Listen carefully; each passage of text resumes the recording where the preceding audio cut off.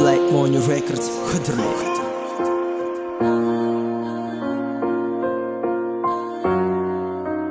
Это Cypher Rap Music.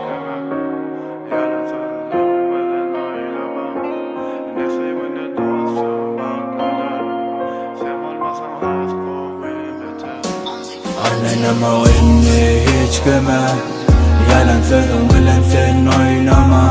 Ne sevgi ne dostum bak eder, sen olmasan hasrovi beter.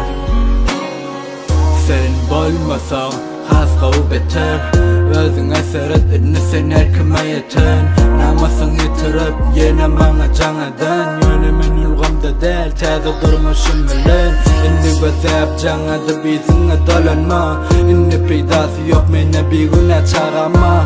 Ağlap inanma entek önünde sen baktırma. Elinde saklayacak bolun gittim ben duydurma.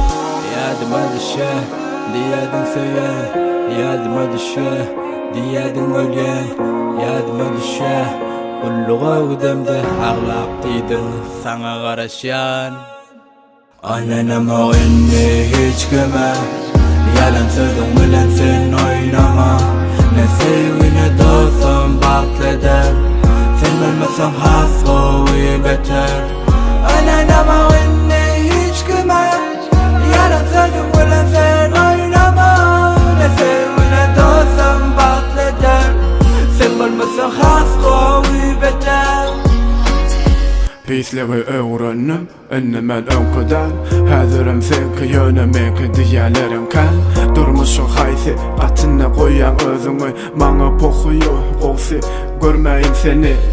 Her gün bir kavalar akıdıp gör bolunu. Başkalan elinden can edip götünü bolama. Birine yetemek sen börsünler papalama. Aşartағы karşılığım gece günü kılgındı. Kimden göğrülü içinde ne bilin nesil. O zatlar huyna sen üçün şonu da hezil.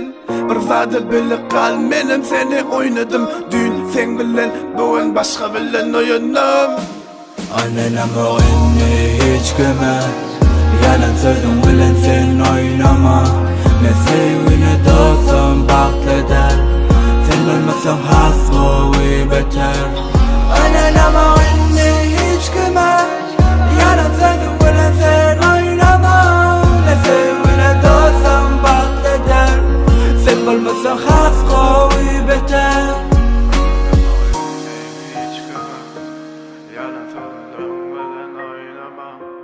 Ne sevgi ne dostum bak eder, sen olmasan hasro.